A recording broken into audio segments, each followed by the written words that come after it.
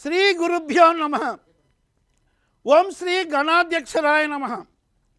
మనము క్రిందటి ఎపిసోడ్లో వేదాంగాలు ఎన్ని, అందులో జ్యోతిష్యము యొక్క మూల ఉత్పత్తి ఏమిటో తెలుసుకున్నాం. ఇక ఈరోజు మరొక ప్రశ్నగా మృత్యుగండాలు జరుగుతుంటాయి. ఈ మృత్యుగండాల దోషాలు ఏ విధంగా వస్తాయి, దీనికి గల కారణాలు ఏమిటి అనేటువంటిది, ఆ దోష నివారణకు మనం ఎలా చేయాలి, ఈ మృత్యుగండాలు వచ్చేటువంటి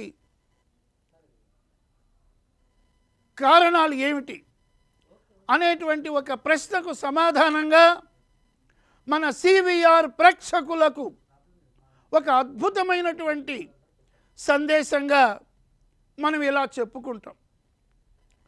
మృత్యువు అంటేనే మరణము. కాలం దైవబలం, దైవం కాలపు వలయం. దైవం కాలపు వలయంగా ఉంటుంది, దైవ బలమే కాలం.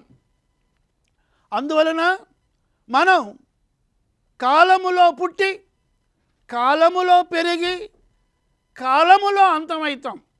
అంటే మనకు పూర్వము కాలం ఉంది, మన తర్వాత కాలం ఉంది. కాలచక్రం సూర్యాది నవగ్రహాల గగన సంచారములో ఒక కాంతి శక్తిగా కాలచక్రము కలుగుతుంటుంది. అటువంటి కాల అధీశుడుగా, నవగ్రహాల అధిపతిగా సూర్యనారాయణుడు ఉన్నాడు. అటువంటి సూర్యనారాయణుడు నవబ్రహ్మలలో ఒకడైన మరీచికి కళకు జనించినటువంటి వాడే కశ్యపుడు. అటువంటి కశ్యపుడు 13 మంది కుమార్తెలను కలిగినటువంటి దక్ష ప్రజాపతి కుమార్తెలలో వివాహం చేసుకుంటే, అందులో అతిథి దేవతాంశగా అతిథికి కశ్యపుడికి జనించిన వాడే ఆదిత్యుడు. అంటే సూర్యనారాయణుడు సాక్షాత్తు మహావిష్ణు అంశ. అందుకే కాలచక్రములో మనకు స్థితికారకుడు విష్ణువు అయితే, సృష్టికారకుడు బ్రహ్మ అయితే, లయకారకుడు శివుడు అయితే, ఈ 14 భువనాలకు అధిపతి పార్వతీశుడు. అందుకే అర్ధనారీశ్వర తత్వంగా వారిని మనం ప్రార్థన చేస్తాం. వాగర్ధావివ సంపృక్తౌ వాగర్ధ ప్రతిపత్తయే జగత పితరౌ వందే పార్వతీ పరమేశ్వరు అన్నావు. జగత్తుకే తల్లిదండ్రులు. అటువంటి కాలం అంతా కూడా ఆధీనంలో ఉన్న కాలాధీశుడు. ఆ విధంగా మనం చెప్పుకుంటే, అటువంటి సూర్యుడు కాలచక్ర గమనానికి నవగ్రహ అధిపతి అయితే, ఆ సూర్యుని యొక్క కుమారుడే యమధర్మరాజు. అందుకే ఈశ్వరుడు ఆ యమధర్మరాజుకు ఈ విధమైన ఒక పదవి ఇచ్చాడు. లయకారకుడు కాబట్టి ఆయన, అటువంటి రుద్ర తేజుడు కాబట్టి ఆ యమధర్మరాజు న్యాయ వ్యవస్థలో 100కి 100 పాళ్ళు కాలానికి అనుగుణంగా మనము పుట్టినటువంటి జీవులకు, అందులో జంతువునాం నరజన్మ దుర్లభం అంటాం కాబట్టి, ఈ నరజన్మ దొరకడమే అదృష్టం కాబట్టి, ఆ విధంగా 84 లక్షల జీవరాశుల్లో మానవుడు పుట్టడమే అదృష్టం కాబట్టి మానవ జన్మ. ఇటువంటి మానవుడికి 120 సంవత్సరాల కాలం ఆయుర్దాయంగా నవగ్రహ రీతిగా మనకు వస్తుంది.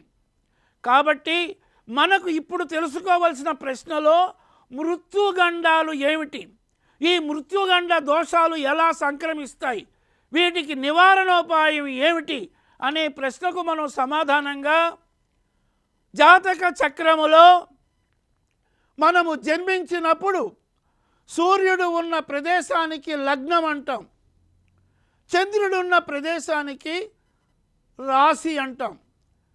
చంద్రుడు ఏ నక్షత్రంతో కూడి ఉంటే ఆ నక్షత్రం పుట్టిన జాతకుడికి రాశి అవుతుంది.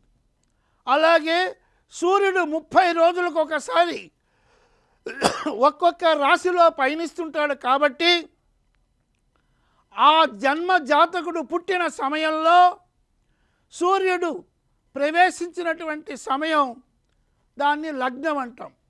కాబట్టి లగ్నం నుంచి 12 రాసుల్లో 12 అయినటువంటి కారకాలు ఉంటాయి.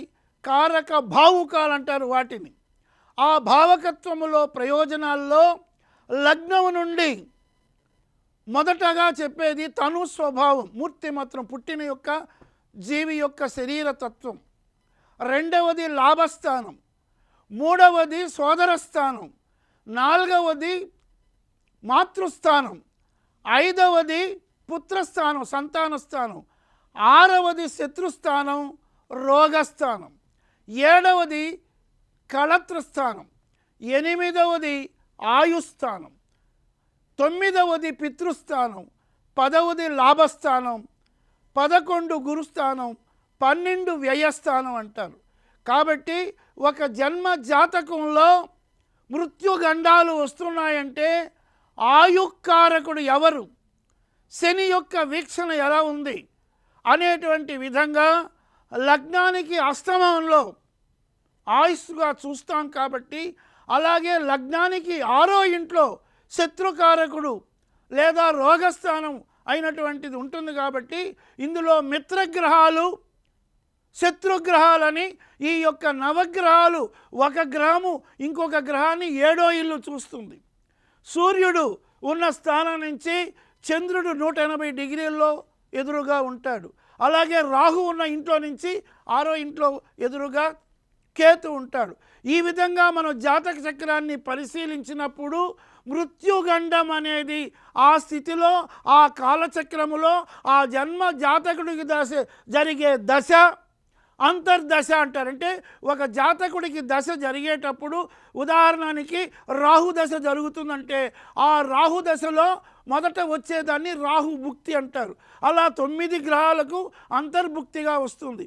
ఉదాహరణకి సూర్యుడు నవగ్రహ అధిపతి అంటే సూర్యుడు దశాధిపతి దశ జరిగేటప్పుడు ఒక జన్మ జాతకుడికి 6 సంవత్సరాలు సూర్యదశ ఉంటే ఆ 6 సంవత్సరాల్లో వచ్చే ఇతరమైన గ్రహాలన్నింటినీ వచ్చే మొత్తాన్ని కలిపితే దశ అంటే ఈ మిగతావన్నీ కూడా అంతర్దశలని చెబుతాం.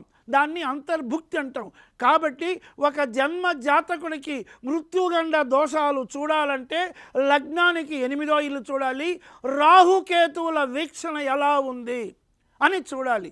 అలాగే చంద్రుడు నీచకారకుడైనటువంటి వృశ్చిక రాశిలో ఉచ్చగ్రహాలు, నీచగ్రహాలని ఒక్కొక్క స్థానాన్ని బట్టి మిత్రగ్రహాలు, శత్రుగ్రహాలను ఉంటాయి. కాబట్టి ఇవన్నీ కూడా ఖగోళములో సూర్యుడిని బట్టి అన్నీ కూడా ఆయా డిగ్రీల కోణములో సంచరిస్తుంటాయి. కాబట్టి మనము జన్మ జాతకం రాశి చక్రం చూసేటప్పుడు ఎవరికైనా మృత్యుగండము సమీపిస్తే, మృత్యువు ఆసన్నమైనప్పుడు, ఆరోగ్య స్థితి సరిలేనప్పుడు అటువంటి వారికి మృత్యుంజయ హోమం చేయడం, మృత్యుంజయ స్తోత్రం ఏ విధంగా భక్త మార్కండేయుడు 16 సంవత్సరాల్లో తాను జీవించడనే విధంగా అన్నప్పుడు అటువంటి ఈశ్వరుడి దగ్గర ఈశ్వర స్తోత్రంగా త్రయంబకం యజామహే సుగంధిం పుష్టివర్ధనం ఉర్వారుకమివ బంధనాత్ మృత్యో అమృతాత్ అనే విధంగా ఆ మృత్యుగండ దోషానికి పోవడానికి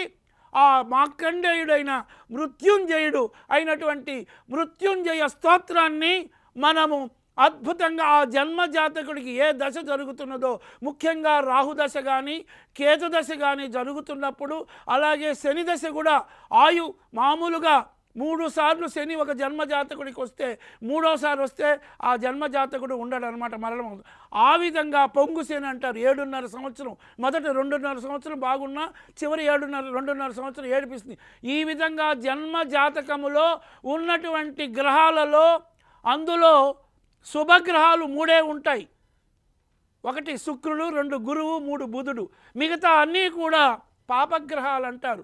సూర్యుడు, రాహువు, కేతువు, ముఖ్యంగా కుజుడు, ఈ ఈ విధంగా ఉన్నటువంటి గ్రహాలు సూర్యుడు, రాహువు, కేతువు, కుజుడు.